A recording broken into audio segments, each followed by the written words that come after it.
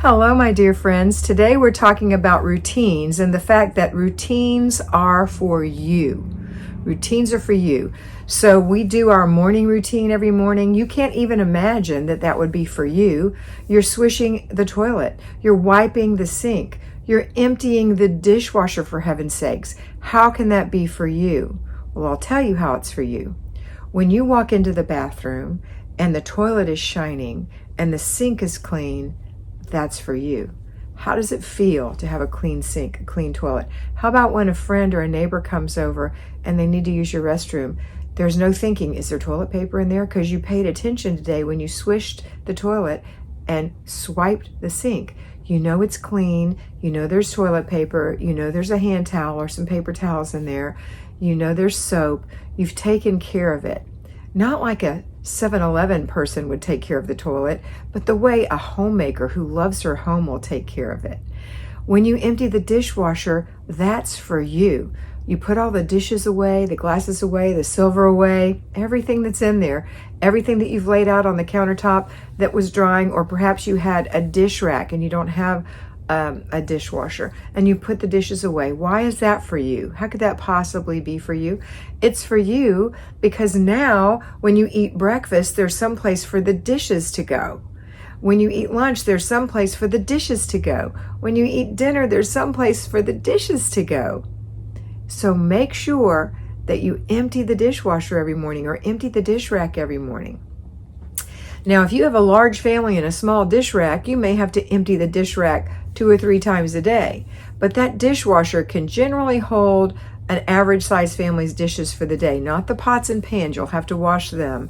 And you want to make sure that you're frugal, that you're not being wasteful with your glasses and your dishware, that you're saying, you know what, you don't need a new water glass every time you get water. Use your same one. So you have to use some mindfulness. Remember, mindfulness and discipline are the heart and soul of this program. So you have to be mindful. You have to load the dishwasher properly. I just spoke with a client the other day who showed me her dishwasher, and she said, I can't fit the dishes in here. And I showed her how to stack the dishes next to each other and how the prongs are designed to hold them up, because she thought they would just be mashed on top of each other. They weren't. So if you don't know how to load your dishwasher, look online. Look in Google, how do I load the Westinghouse 300 or whatever it is? And it will give you suggestions of how to load it for the best use. So you don't have to do that. Don't waste your time if you know how. But if you're having trouble, that may be the problem. Also, again, not being frugal with your glasses and your plates. And I don't mean you have to make everybody use the same plate all day long, but I'm just saying, there's room in there for 4 or 5 dishes 3 times a day, for 4 or 5 glasses 3 times a day, for 4 or 5 forks 3 times a day. It'll fit, and then you wash the pots and pans and other things like that by hand. Okay? All right, so that is for you, because who wants dirty dishes stacked up on the drain board? Nobody. Who wants dirty dishes in the sink with water, and then it gets cold and gross? Nobody. So this is for you. Why do we think doing laundry is for you? Why is that routine for you? Well, first of all, it's lovely when everybody has clean clothes and they're put away, and you know, because you are mindful, what you need to get rid of in your children's drawers based on what you've been managing now, not just throwing their clothes at them and saying put them in your drawers and they stuff them in there and you don't have any idea what's in those drawers, but actually being mindful and saying, you know what, it's been 6 months since I looked at your clothes. You've grown like a weed. Let me get the things that don't fit you out and make sure you have enough clothes for now. Or maybe let's get rid of some of those socks with the holes in them, etc. Why is this for you? Because it makes life easier, and you don't have piles and piles of laundry if you keep up with it, if you're mindful, and if you put the clean clothes away or oversee your children putting their clothes away. One recommendation that I have found very, very helpful for my mentees is to hang everything you can possibly hang. Get some skinny hangers and hang the t-shirts, hang the pants. Now, for little kitty pants, you can't do that. But, for decent sized pair of pants that'll hang comfortably over a hanger, hang it. You don't have to put it in the drawers. If it's in the drawers, it's all jumbled up and you can't see what's in there. Even if your closet is kind of tight, you can see everything. So my suggestion is take it out of the dryer, hang it up, and then you can just have these hung things to go put away. You don't have to fold. Isn't that nice? And that is for you. What else do we do that's for you? Paper clutter. Why would that be for you? Why would the routine of going through your paper clutter be for you? Because the pressure of knowing that you have feet of paper clutter and not knowing what exactly is in that paper clutter is very harsh. And so in order to give yourself a break, you're going to go through an inch of paper a day, 6 days a week, 2 feet in a month. In a year, you can go through 24 feet of paper if you have that many. Remember, the average ceiling is 8 feet. So if it goes 3 times to the ceiling, then you've got 24 feet of paper. Okay, but you can get it done in a year, an inch a day, 6 days a week. And an inch isn't much. It isn't much, and most of it's trash, honest. Okay, so that's why it's for you, because it takes the pressure away. Let's see another routine. After dinner routine, why is that for you?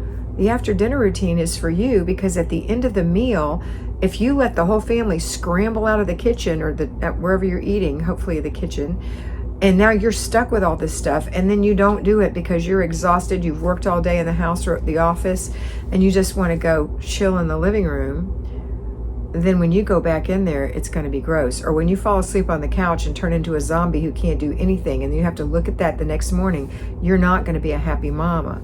But if you go ahead and inspire your children, discipline your children to help you clean the kitchen. There's only a few little jobs. 1, clear the table. Everybody put your dish in the dishwasher or in the sink. There may be 1 person assigned to washing dishes. That's fine. 1 person to wipe the table, 1 person to wipe the counters, 1 person to sweep the floor, 1 person to wash the pots and pans and clean the stove. And that is always you. The hardest job is yours. But guess what? When you just have to do that and you don't have to do all the rest, and you've got your friendly family with you with their music going and they're having fun, you have to set the pace. You have to make it fun. So you would say, whose music is it tonight? Oh yeah, Steve, it's your music. Go put it on. Let's do it. And it doesn't matter what his music is. If it's headbanging music or rap or country, it doesn't matter. What matters is your family's together having fun, having a little dance party even, taking a few minutes extra to have memories that you're creating and to clean the kitchen together. Why is that for you? Because that's what life is all about. And you would have missed it if you just went and chilled on the couch. It's not always going to be peaches and cream. Discipline is not always easy. Disciplining yourself to discipline your children is a discipline. So we have to go through with it. But guess what happens at the end of discipline? Peace. Peace comes. So that's a discipline.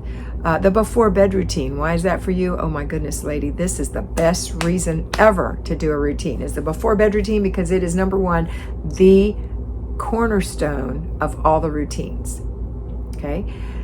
It is right after dinner, you go and get your shower, wash your face, moisturize your skin, put on your pajamas, lay out your clothes for the next day, and put your dirty clothes away, or if they're clean, hang them up or put them away.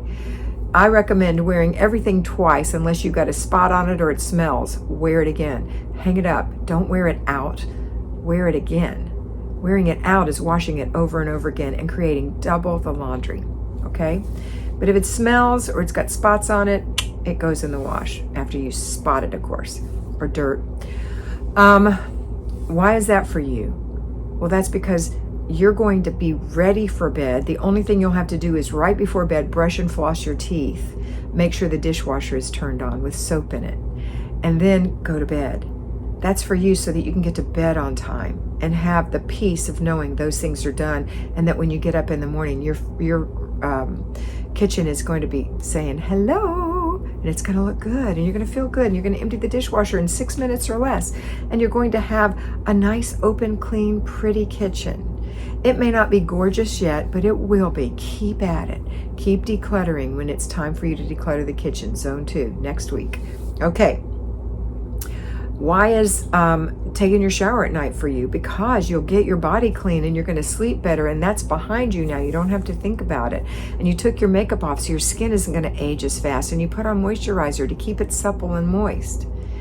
These things are so important, and they are for you. And laying out your clothes so that in the morning you don't have to think about it. It's already there. I laid this out last night. I knew it was going to be hot today. A little sleeveless shirt, a pair of little, see this is green in it. I have some little green capris on and a pair of little sandals. And I laid those out last night. This morning I didn't think about it. I put them on and I feel cute. You know, and it doesn't matter. Listen, I want to say one more thing to you. It doesn't matter what you think other people think about the way you look, the size of your body, whether you're too skinny or too fat or not in shape or whatever. That is immaterial to everyone else. Okay? You're the only one worried about it. They're all worried about themselves. I want you to work on being healthy, drinking your water, eating healthy food, getting the clothes that fit you. Don't squeeze into something that's too small because you have to have a certain size. Who cares what size it is? Wear something that fits you, that's comfortable, and that you feel a little bit sassy in. So don't just go with frumpy clothes. Find something that you feel cute in. Okay, and you know what? Cute is a state of mind. So start thinking about yourself that way. All of this is for you. All these routines are for you. Please do these routines every day. Morning routine, laundry routine, paper routine, after dinner routine, before bed routine. I left one out, clutter stops. And that's when you look around every day, 3 times a day, and you say, what did we leave out of place? What is not in its proper space or its proper container? That's where it goes now. And you assign your children to put their things away, and you put your things away. You set the example. How is that for you? Because it's so nice to walk through a room that doesn't have 3 days of clutter in it. But only the worst it's going to be is a couple hours of clutter, which you can clean up like that. Okay, that's it for today. I hope you have a wonderful day, and always remember that you are beautiful. So be beautiful.